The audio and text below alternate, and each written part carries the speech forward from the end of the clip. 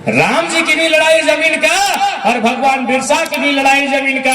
तो यदि supreme court भगवान राम के फैसले को आज लोकतांत्रिक तरीके से हल करते हैं तो हम चाहेंगे सीएनटी की तमाम जमीनें जिन पर कॉर्पोरेट ने कब्जा किया है, जिन पर बड़े बड़े उद्योगपतियों ने कब्जा किया है, वह मुक्त होनी चाहिए, तभी भगवान बिरसा को भी अधिकार मिलेगा। हमने क्या गलत कहा भैया बताइए? हमने कोई गलत बात रखा? क्या हमने कोई गलत आर्गुमेंट पेश किया?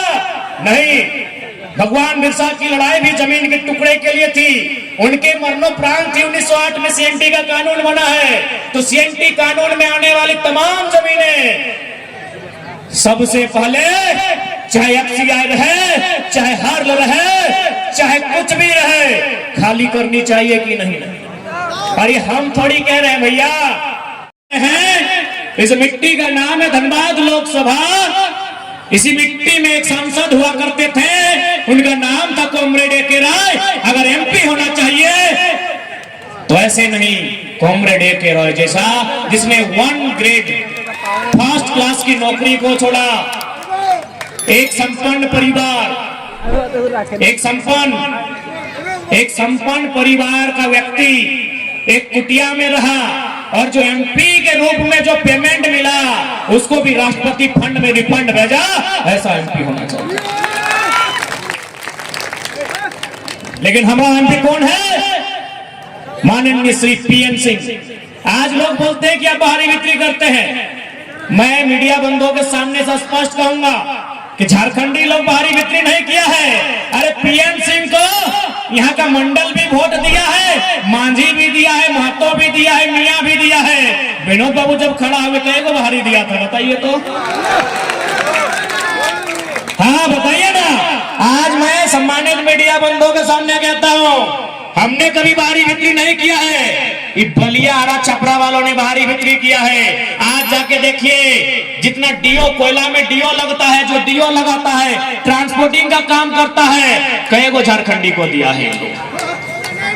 अब बाहरी बिक्री की बात हमसे करते हैं। जिस दिन धनबाद विधानसभा में, जिस दिन धनबाद लोकसभा में यहाँ का कोई खतियानी, मियां, मंडल, मांझी, महतो बाहरी लोग वोट देकर जिताएगा, हम कहेंगे आप बाहरी बिक्री नहीं करते। 8 लाख वोट पीएन सिंह का था, क्या सब बिहारी यूपी वाला दिया था? क्या झारखंडी नहीं दिया था? अभी खोले बोलियापुर के बूथ को। आप ही बताइए बाहरी बिक्री कौन किया है? बताइए, आप बताइए बाहरी बिक्री कौन किया है? रांची भी लोकल सीट है, वहां से एक हरियाणा का आदमी संजय सिंह एमपी बनता है। हजारीबाग लोकल सीट है, 5 गो में 4 गो विधानसभा लोकल है, वहां का एमपी एक बिहार का आदमी बनता है। हमको बताइए धनबाद और झरिया विधानसभा में कई गो लोकल के लोग जिताया है? राज हमारा, और हम पे आरोप लगेगा बाहरी बिक्री का। उतना तो छोड़िए, अभी कोला कुसमा से, सरायढला से कुछ भाई लोग हमारे पास गए थे। सीएमआरआई या फिर कोई कंपनी का नाम बोल रहे हैं, सिम्फर का। वहां एक बलिया का ठेकेदार आया है, 150 झारखंडी को हटा के 150 बलिया वाला को डालने का तैयारी है, और हमको बोलते हैं बाहरी बिक्री करते हैं।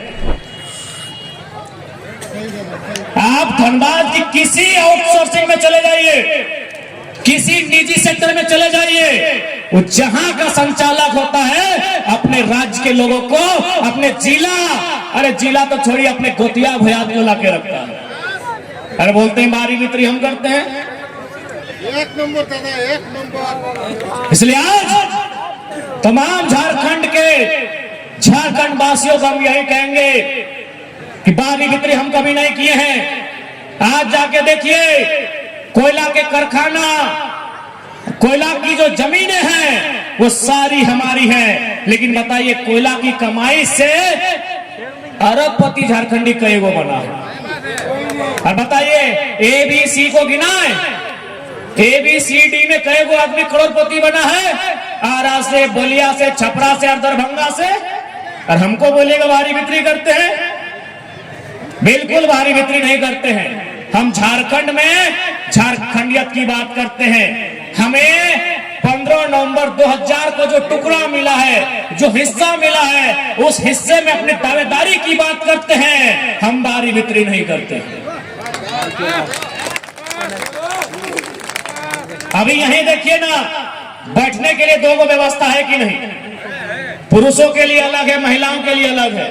क्या पुरुष लोग महिला के साइड में गए? नहीं गए। तो ठीक उसी प्रकार झारखंड और बिहार के बीच एक बाउंड्री लाइन है। जब झारखंडी आदमी बॉर्डर के उस पर नहीं गया पटना में फ्लैट बनाने, तो उन लोग धनबाद में कहा आया भाई? कौन बाहरी बिक्री किया बताइए तो? हम उनका कई बित्ता जमीन कब्जा किए हैं। अब हमको रिकॉर्ड दिखाइए तो कि हम पटना में जाके, कलकत्ता में जाके कब्जा किए हैं। और चलिए बोकारो, चलिए धनबाद, दिखाएंगे हम लोग नदी में भी कब्जा और पहाड़ में भी कब्जा किया। चलिए दुग्धा का पहाड़,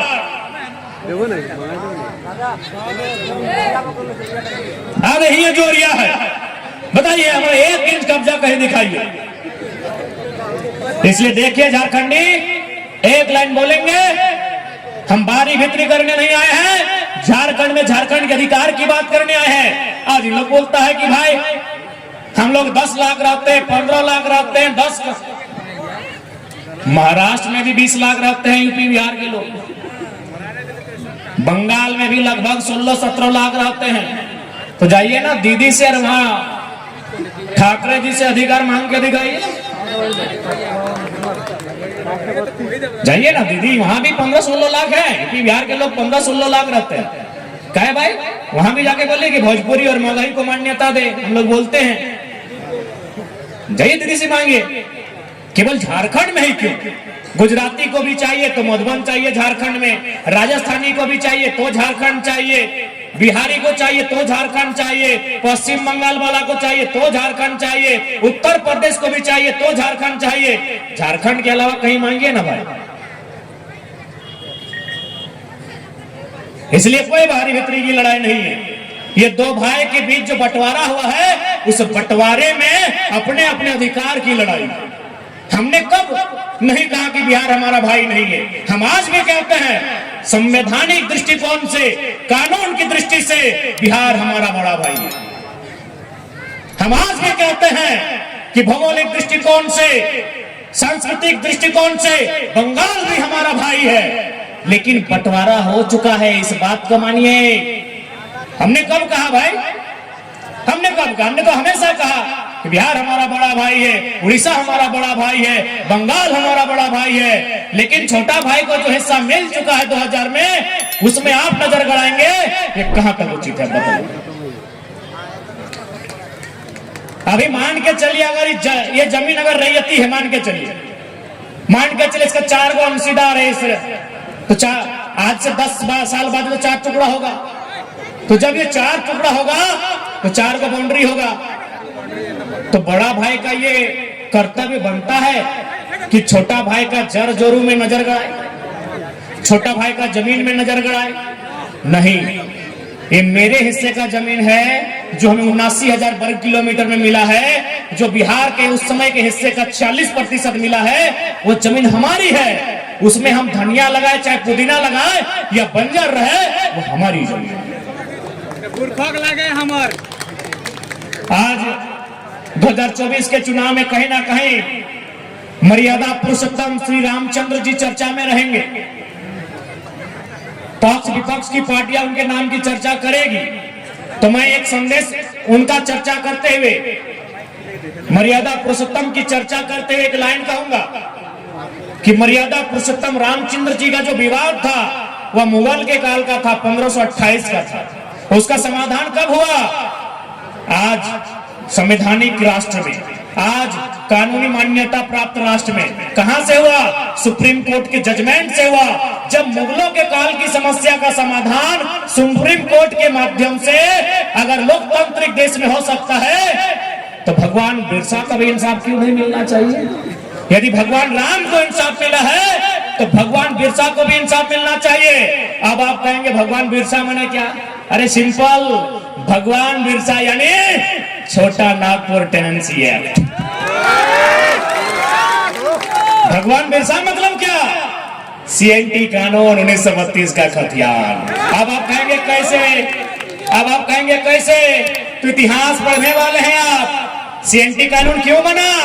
भगवान बिरसा मुंडा की शहादत के बाद बना, उनके आंदोलन के बाद बना। उनका आंदोलन क्या था? दिकुओं से। दिकु माने क्या? जो इस भूभाग में रहने वाली भाषा को नहीं जानते, जो इस भूभाग में रहने वाले जंगलों पर्वतों पहाड़ों को नहीं जानते, जो इस विभाग के फसलों को नहीं जानते, जो बोली चाली व्यवहार को नहीं जानते, वो दिकु है। और भगवान बिरसा की लड़ाई दिकुओं के खिलाफ थी कि हमारे जमीन पर, हमारे जंगल पर उनका कब्जा ना हो।